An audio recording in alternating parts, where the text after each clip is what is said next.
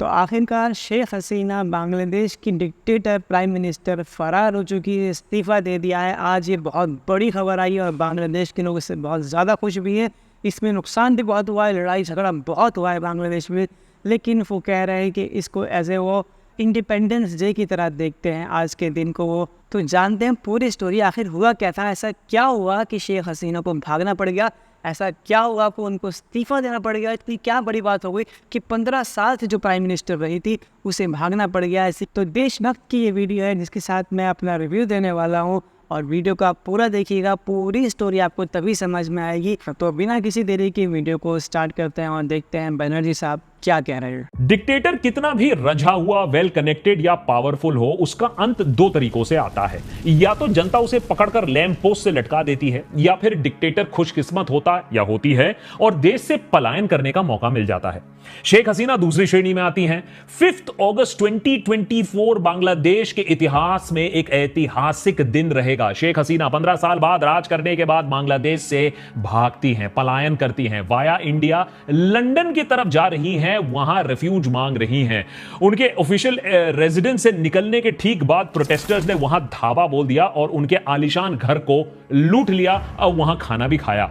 यहां तक कि उनके पिताश्री को भी ना छोड़ा गया। पिताश्री बांग्लादेश के फाउंडिंग फादर शेख मुजीबुर रहमान की मूर्ति पर भी लोगों ने अपना गुस्सा निकाला। इंडियन मेन स्ट्रीम मीडिया के लिए यह खबर चौंका देने वाली थी। उनके मुताबिक बांग्लादेश में सिचुएशन सडनली खराब हो गई है, जबकि सच तो यह है कि हसीना की उल्टी गिनती कुछ टाइम से चल रही थी। हमने अपने पिछले एपिसोड में यही सवाल पूछा था कि क्या शेख हसीना स्टूडेंट प्रोटेस्ट के चलते अपनी सत्ता, अपनी गद्दी बचा पाएंगी या उन्हें भागना पड़ेगा।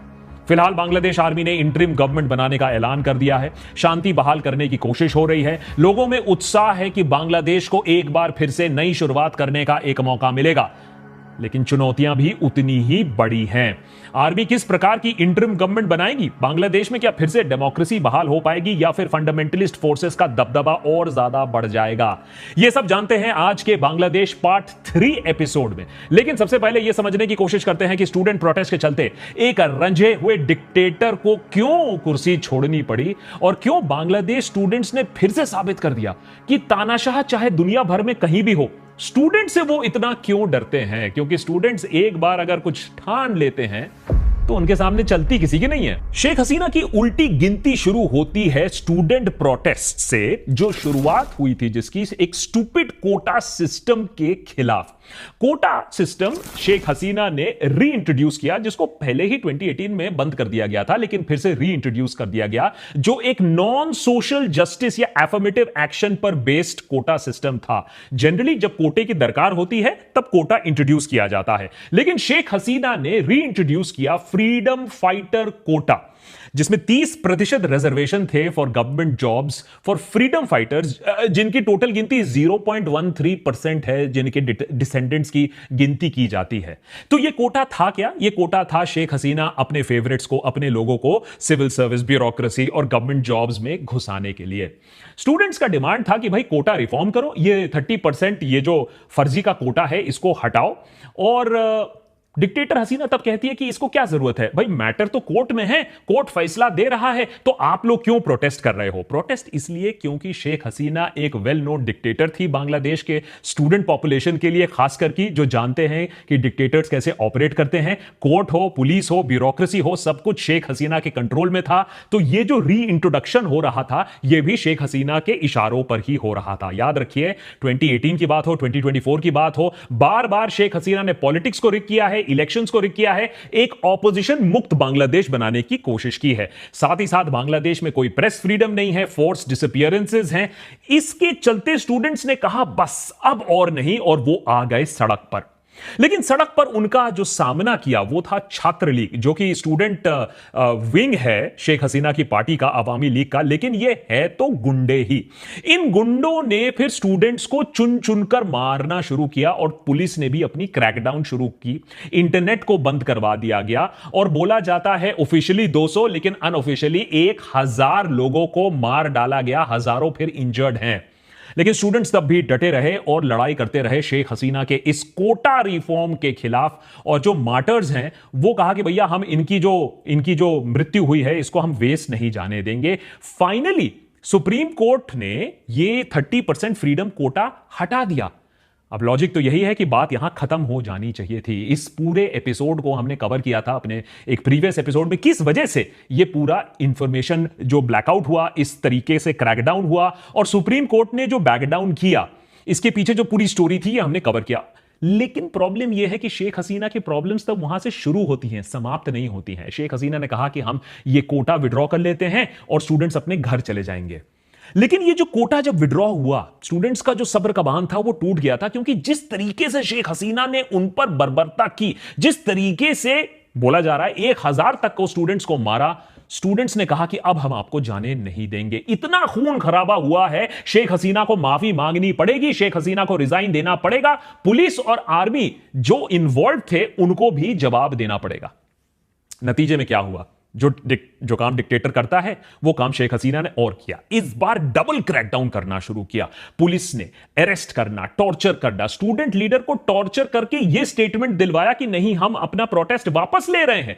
हेलीकॉप्टर से शूटिंग हुई स्टूडेंट्स के ऊपर, बर्बरता चरम सीमा तक पहुंच गई, पैलेट गन्स का इस्तेमाल हुआ, जिसके बाद स्टूडेंट्स ने कहा कि भाई अब तो ढाका के तरफ कूच करना पड़ेगा, ये हम नहीं जाने देंगे। अब फिर इन्होंने 9 पॉइंट एक डिमांड पहले रखा था, जिसके चलते और भी ज्यादा क्रैकडाउन होता है, तो वो 9 पॉइंट डिमांड फिर 1 पॉइंट डिमांड बन जाता है कि शेख हसीना को रिजाइन देना पड़ेगा। तो कहीं ना कहीं शेख हसीना ही इस क्राइसिस की रिस्पॉन्सिबल है। अगर डेमोक्रेटिकली सॉल्व करने की कोशिश होती तो ऐसा सिचुएशन शायद डेवलप ना हो पाता और वो शायद सत्ता में कुछ और साल तक रह जाती।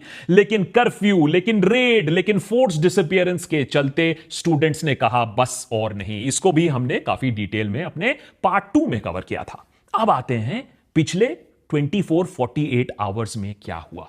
4th of August को आप बोल सकते हैं कि हसीना के फाइनल आवर्स शुरू हो गए। Bloody Sunday 4th of August हुआ यूं कि स्टूडेंट प्रोटेस्टर्स ने कहा कि भाई हम तो रैली करेंगे, लेकिन हसीना ने अपने पार्टी एक्टिविस्ट को कहा कि ये जो रैली कर रहे हैं इनके खिलाफ अब आप भी सड़क पर उतर आओ। बैड आइडिया, बिगिनिंग से ही एक बैड आइडिया था, क्योंकि आप एक क्लैश को सेटअप कर रहे हो। यहां आर्मी पुलिस नहीं, छात्र लीग, अब आवामी लीग की छात्र लीग लोगों को काउंटर करेगी। अब ये आवामी लीग के जो एक्टिविस्ट बोलना नहीं चाहिए था, आवामी लीग के ये जो गुंडे हैं ये आर्म्ड थे, इनके पास बंदूकें थी और हसीना तो डिक्टेटर है। हसीना ने सोचा कि ये बंदूक देखकर फिर से जो स्टूडेंट्स मारे जाएंगे, उसके बाद ये प्रोटेस्ट अपने आप नीचे हो जाएगी। कोटा तो मैंने पहले से ही विड्रॉ कर दिया। लेकिन कहीं ना कहीं शेख हसीना का यह कैलकुलेशन बैकफायर करता है। शेख हसीना ने सोचा क्या होगा कि भाई दोनों तरफ से अगर कुछ मारपीट होती भी है, गोलियां चलती भी हैं, दोनों तरफ से जब लोग मरेंगे तो वो कह दे कि ये देखिए जमात इसमें इन्वॉल्व था, बीएनपी इसमें इन्वॉल्व था और ये अराजकता फैलाने के लिए किया जा रहा है, मुझे बांग्लादेश को डिस्टेबलाइज करने के लिए किया जा रहा है, इसीलिए मैंने ये कदम उठाया। अब हुआ यूं कि 100 लोग करीबन मारे गए इस एक दिन में। तो आप सोचिए, पहले ही 200-300 ऑफिशियल था, अनऑफिशियली 1000 था, और यहां तो आंकड़े हैं 100 लोग मारे जाते हैं एक संडे को। मोस्टली प्रोटेस्टर्स जो मारे जाते हैं, कुछ पुलिसमैन, आवामी लीग मेंबर्स भी मारे जाते हैं, आवामी लीग के गुंडा जो हैं वो पॉइंट ब्लैंक रेंज पर स्टूडेंट्स को मार रहे हैं। ये सारी चीजें रिकॉर्ड हो रही हैं कैमरा पे, मोबाइल फोन पर। इसके रिस्पॉन्स में स्टूडेंट्स ने कहा कि अब तो बात आगे बहुत आ चुकी है, अब सब पहुंचो ढाका, पूरे देश से पहुंचो ढाका और शेख हसीना के रेजिडेंट्स को हम घेराव करेंगे, अकाउंटेबिलिटी मांगेंगे।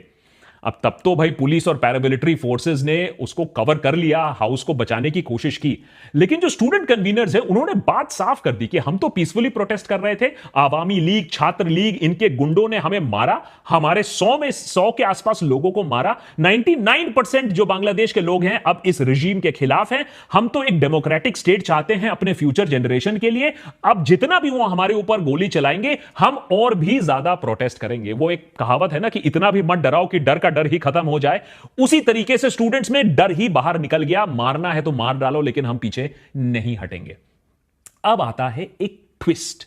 जब स्टूडेंट्स प्रोटेस्ट कर रहे हैं, स्टूडेंट्स मार्च कर रहे हैं, इसमें आर्मी का एक अहम एक रिस्पॉन्सिबिलिटी और रोल आता है।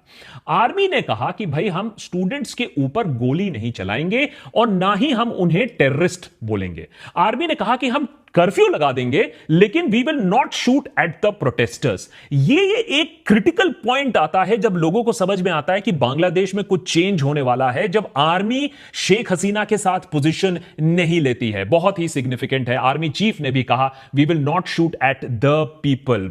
सो वो लोगों के साथ खड़े हुए हैं, लोगों के लिए ही तो आर्मी बनती है, और उन्होंने उनको टेररिस्ट बुलाने से मना कर दिया, जो कि शेख हसीना बार बार बोल रही थी। 3 अगस्त को आर्मी एक स्टेटमेंट इशू करती है, Bangladesh army has always stood and will stand by the public. अब इसमें आर्मी की भी इंटरनल पॉलिटिक्स है, काफी कॉम्प्लिकेटेड है। कुछ जनरल्स शेख हसीना के साथ थे, कुछ जूनियर ऑफिसर्स थे, उनकी लॉयल्टीज अलग थी। तो एक बड़ा सवाल यह था संडे शाम को और मंडे सुबह को कि अगर क्लैश होता है आवामी लीग सपोर्टर्स और प्रोटेस्टर्स के बीच में, तो आर्मी किस तरफ होगी? क्या वो बाईस्टैंडर रहेगी या वो स्टूडेंट्स की तरफ बात करेगी? याद रखिए, ग्लोबल ओपिनियन भी इस समय तक शेख हसीना के खिलाफ हो रही थी। उन्हें इंटरनेशनल क्रिमिनल कोर्ट में घसीटने की बात चल रही थी, यूरोपियन यूनियन ने एडवर्स कमेंट्स दिए थे। तो एक तरफ से एक स्टेज तो सेट हो गया था, स्टूडेंट मूवमेंट वर्सेस हसीना, इनकलाब वर्सेस तानाशाही। अब आते हैं final few hours of Sheikh Hasina. Monday 11 बजे सुबह का अगर आप नजारा देखें तो इंटरनेट शटडाउन होने की बात हो रही थी कि कंप्लीट शटडाउन होगा, और इसका एक ही मतलब है कि सरकार फिर से क्रैकडाउन करने की मंशा थी। एक टोटल ब्लैकआउट के बाद एक और ब्लडबाथ होने की फुल शंका थी। स्टूडेंट प्रोटेस्टर्स जानते थे इस बात को, लेकिन पीछे नहीं हटे आर या पार। अब ये इंडेफिनिट कर्फ्यू भी लगा दिया गया, इंटरनेट भी हटा दिया गया, हेविली आर्म ट्रूप्स को ढाका में बैठा दिया गया कि स्टूडेंट प्रोटेस्ट को वो कंट्रोल करेंगे। अगर आप बात करें शहीद मीनार, लैंग्वेज मार्टर्स मेमोरियल, यहां क्लैशेस भी देखे गए। मोबाइल, ब्रॉडबैंड, इंटरनेट सब सस्पेंडेड, फेसबुक, यूट्यूब, व्हाट्सएप, आप जो भी बता दें सब पे रिस्ट्रिक्शंस हैं। लेकिन आर्मी यहां came through for democracy. Army ने यह साइन दिखाना शुरू कर दिया कि भाई वो तो स्टूडेंट के साथ हैं, और शेख हसीना को ही रिजाइन करना पड़ा। और ऑब्वियसली जैसे मैंने बताया कि आर्मी ने बार बार यह दिखा दिया कि स्टूडेंट प्रोटेस्टर्स के ऊपर वो फायर नहीं कर रहे थे। 12 बजे आर्मी चीफ जनरल वकरुज्जमा ने बोल दिया कि वो एक नेशन को एड्रेस करेंगे 2 बजे बांग्लादेश टाइम। इससे साफ हो गया कि बांग्लादेश में एक बड़ा खेल चल रहा है। बहुत लोग एक्साइटेड हो गए कि क्या सच में ये स्टूडेंट प्रोटेस्ट ने एक डिक्टेटर को ओवरथ्रो कर दिया? क्या ये बात सच है कि आर्मी एक स्टेट ऑफ इमरजेंसी डिक्लेयर कर सकती है? लेकिन state of emergency technically army declare नहीं कर सकती है, प्रेसिडेंट को डिक्लेयर करना पड़ता है। तो क्या हो सकता है कि शेख हसीना ही रिजाइन कर दे रही है? 1 बजे तक खुद पीएम ऑफिस, शेख हसीना के ऑफिस के सीनियर ऑफिशियल ने यह कह दिया कि सिचुएशन अभी काफी फ्लक्स में है, कुछ भी हो सकता है। आर्मी चीफ फिर अपना पब्लिक एड्रेस जो है, nation address to the nation है, वो 3 बजे तक पुश करते हैं। लेकिन अब तक लोगों को समझ में आ चुका था, वो यूफोरिया और जुबिलेशन आपको सड़कों पर दिखने लगा था बांग्लादेश के ढाका के 130 पर यह बात कंफर्म होने लगती है कि शेख हसीना ने रिजाइन कर दिया है और वो पलायन कर रही हैं। उस समय बात थी कि वो इंडिया की तरफ पलायन कर रही हैं। लोगों का उत्साह और तेज, जश्न मनाने आ गए, सड़क पर आ गए, और आर्मी को भी, आर्मी पर्सनल को फूल दिया जा रहा था। इसको बांग्लादेश का सेकंड इंडिपेंडेंस बोला जा रहा था। 2 बजे का अपडेट यह आया कि गौरव भवन, जो शेख हसीना का ऑफिशियल रेजिडेंस है, वहां से वो निकल चुकी हैं अपनी बहन के साथ। अब वो एक स्पीच रिकॉर्ड करना चाहती थी, लेकिन वो भी उन्हें नहीं करने दिया गया। सिर्फ एक रेजिग्नेशन और उसके बाद यहां से पलायन। तो लिटरली आप समझ लीजिए शेख हसीना को एग्जाइल में डाला गया। कितने प्रेशर के अंदर डाला गया, कितने थ्रेट के अंदर डाला गया, आर्मी का इसमें क्या रोल था, कितना था, यह चीज अभी बाहर नहीं आई है। लेकिन रेजिग्नेशन कंफर्म्ड होता है, उनका फ्लीइंग कंफर्म्ड होता है। पहले बात थी कि वो इंडिया की तरफ आ रही हैं, लेकिन अब लग रहा है वाया इंडिया वो लंदन की तरफ जा रही हैं, जहां वो रेफ्यूज मांगेंगी। गौरव भवन में स्टूडेंट्स एंटर करते हैं, वहां की आलीशान चीजें देखते हैं, वहां लंच खाते हैं, और फिर प्राइम मिनिस्टर के ऑफिशियल रेजिडेंट्स को लूटा भी जाता है। वहां से चीजें बाहर भी स्टूडेंट्स ले जाते हैं। 3 बजे का अपडेट यह होता है कि आर्मी चीफ आते हैं, नेशनल टेलीविजन पर आते हैं और एक बेटर फ्यूचर की एक गुहार लगाते हैं। कहते हैं कि अब फाइटिंग और किलिंग से कुछ नहीं होने वाला है। ये जो डिस्ट्रक्शन है, ये जो प्रोटेस्ट है, अब इसे रोकने की दरकार है। जो भी गिल्टी है, ये जिस तरीके से स्टूडेंट्स को बर्बरता से मारा गया था, जो भी गिल्टी है उन्हें पनिश किया जाएगा। आर्मी चीफ कहते हैं कि वो सारे लीडर से बात कर चुके हैं, पॉलिटिकल पार्टी के लीडर से बात कर चुके हैं, काफी पॉजिटिव उनकी बातचीत हुई है और इसके बाद एक इंटरिम गवर्नमेंट बनाया जा रहा है। तो इस इंटरिम गवर्नमेंट के बनने के बाद आशा यह हो रही है कि बांग्लादेश में कम से कम जिस तरीके के प्रोटेस्ट देखे गए, जिस तरीके की खूंखार बने ब्लड शेड जो देखा गया, कम से कम वो अब रुक जाए। फिलहाल बांग्लादेश में एक सेलिब्रेशन का तो माहौल है, जुबिलेशन का माहौल है। हर दूसरे शहर से यह खबर आ रही है कि बांग्लादेश जीता, डेमोक्रेसी जीता और एक डिक्टेटर हारी। याद रखिए, शेख हसीना ने डेमोक्रेसी को भी ताक पर रख दिया था। पिछला इलेक्शन एक वन पार्टी सिस्टम को ही बांग्लादेश में इन्फोर्स लाया था, जब उनकी आवामी लीग ने ही मेन पार्टी थी जिसने इलेक्शन लड़ा। लेकिन जहां एक तरफ सेलिब्रेशन है, दूसरी तरफ वहां घोर चिंता का भी विषय है। अभी अराजकता बांग्लादेश में देखी जा रही है। गौरव भवन को लूटा गया, यह तो एक बात है। वहां खबर यह आ रही है कि आवामी लीग के मिनिस्टर सब कुछ आग लगा रहे हैं, सारे डॉक्यूमेंट्स को आग लगा रहे हैं, जिससे उनके किए धरे का पता ना चल पाए लोगों को। उधर लोगों में भी इतना ज्यादा गुस्सा है, अभी लॉ एंड ऑर्डर नहीं है, तो वो भी एक वायलेंट मॉब बन रहे हैं। शेख हसीना ने रिजाइन कर दिया है, लेकिन इसके बाद भी वो एग्रेसिवली अटैक कर रहे हैं। कुछ हाउसेस पर अटैक की खबर है, कुछ माइनॉरिटी ग्रुप्स पर अटैक की खबर है, स्टैच्यूज, पब्लिक इंस्टीट्यूशन उस पर अटैक की खबर है, वैंडलिज्म की खबर जगह जगह से आ रही है। स्टूडेंट प्रोटेस्टर्स ये कह रहे हैं कि वो ये सारा काम छात्र लीग के लोग कर रहे हैं और वो इंश्योर करेंगे कि माइनॉरिटीज के खिलाफ कोई अटैक ना हो। शेख हसीना के जो सुपुत्र हैं वो रिलीजन को इस्तेमाल करने की कोशिश कर रहे हैं, लोगों को पोलराइज करने की कोशिश कर रहे हैं, लेकिन ऑल सेड एंड डन इस वैंडलिज्म को रुकने की जरूरत है, जिससे कम से कम जो इंटरिम गवर्नमेंट है वो रीग्रुप करे, फोकस करे। सबसे पहला काम जो इंटरिम गवर्नमेंट का है वो ये है कि आवामी लीग ने जिन स्टूडेंट्स को अरेस्ट किया, जिन लोगों को गायब कर दिया, जिन लोगों को सीक्रेटली डिटेन कर लिया, उनको कम से कम इमीडिएटली वापस दिया जाए। जो जिंदा है, बहुत सारे लोग मारे गए हैं, इस पे कोई डाउट नहीं है, लेकिन जो जिंदा है उन्हें इमीडिएटली रिलीज किया जाए। दूसरी खबर यह है कि आवामी लीग पॉलिटिशियन के घरों पर भी अटैक हो रहा है और उन घरों को भी जलाया जा रहा है।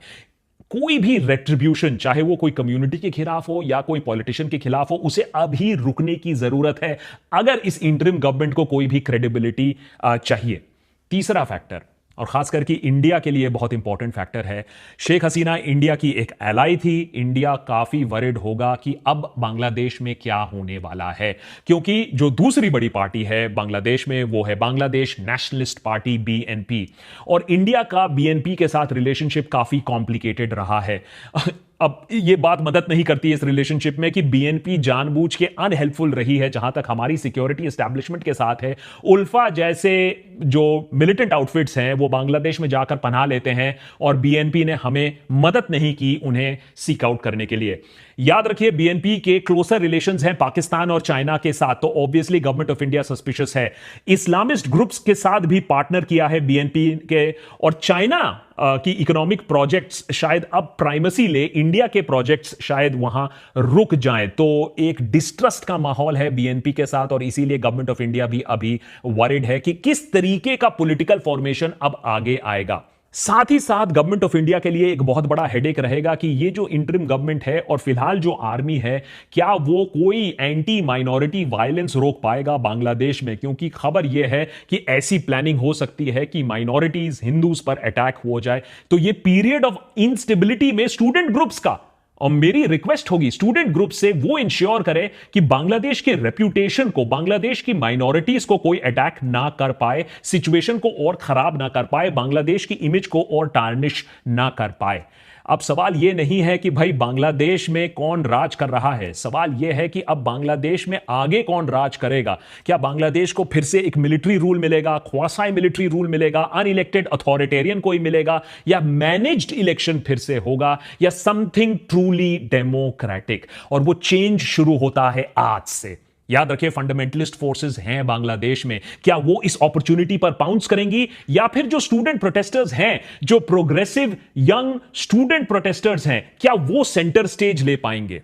देशभक्त पर हम तो इन्हीं स्टूडेंट्स के साथ खड़े रहे हैं, और देशभक्त पर हम चाहेंगे कि यही स्टूडेंट्स एक ऑल्टरनेटिव पॉलिटिकल फोर्स बनकर सामने आए, ना कि आवामी लीग, ना कि बीएनपी, ना कि कोई फंडामेंटलिस्ट पार्टी, बल्कि स्टूडेंट्स खुद एक बड़ी फोर्स बनकर सामने आए। मैं तो यह चाहूंगा कि यही स्टूडेंट ग्रुप्स भी इंटरिम गवर्नमेंट का एक पार्ट बने। जो स्टूडेंट्स ग्रुप ने जिस जो रिस्पॉन्सिबल हैं डेमोक्रेसी को वापस लाने के लिए, शेख हसीना को आउस्टर करने के लिए, उन्हें इस चेंज का हिस्सा बनना पड़ेगा। जिन स्टूडेंट्स ने अपनी जान दी, उन्हें रिप्रेजेंटेटिव गवर्नमेंट में रहना पड़ेगा। तो अगर आर्मी स्टूडेंट्स को इन्वॉल्व करे तो मेरे ख्याल से बांग्लादेश के लिए एक बहुत बड़ा एक पॉजिटिव स्टेप होगा। याद रखिए, स्टूडेंट्स ही हैं जो शायद बांग्लादेश को इस कठिन समय में आगे ले जा पाएंगे। 40% ऑफ बांग्लादेशी सिटीजन जो 15 से 25 साल की उम्र के बीच में हैं, 40% वो ना आज एम्प्लॉयड है और ना ही वो एजुकेशन में है। तो बांग्लादेश के लिए, बांग्लादेश यूथ के लिए एक बहुत बड़ा चैलेंज है।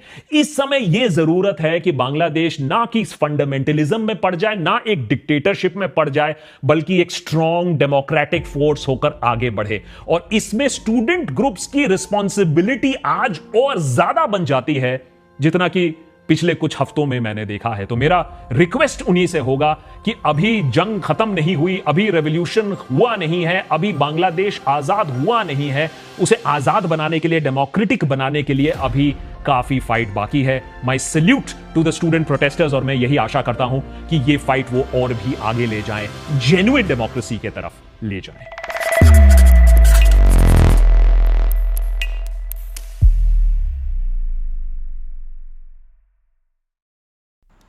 तो देखा आपने, बहुत बुरा हाल बांग्लादेश में हुआ। सैकड़ों हज़ारों लोग, स्टूडेंट वहाँ पर मारे गए।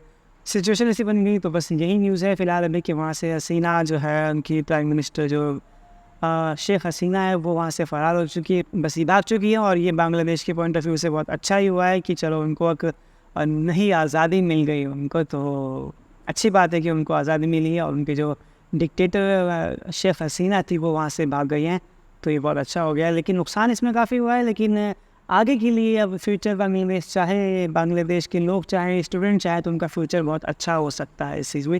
लेकिन अब देखना पड़ेगा कि आगे वो इसमें कैसा काम करता है। ऐसा ना हो कि वो अपनी ताकत को गलत इस्तेमाल करें या मैनेज ना कर पाएँ। और तो देखते हैं क्या होता है आगे। फिलहाल आपको ये वीडियो कैसी लगी कमेंट करके ज़रूर बताइएगा। और कमेंट करके मुझे बताइएगा कि बांग्लादेश का फ्यूचर आपको क्या नज़र आता है, क्या होने वाला है बांग्लादेश के फ्यूचर।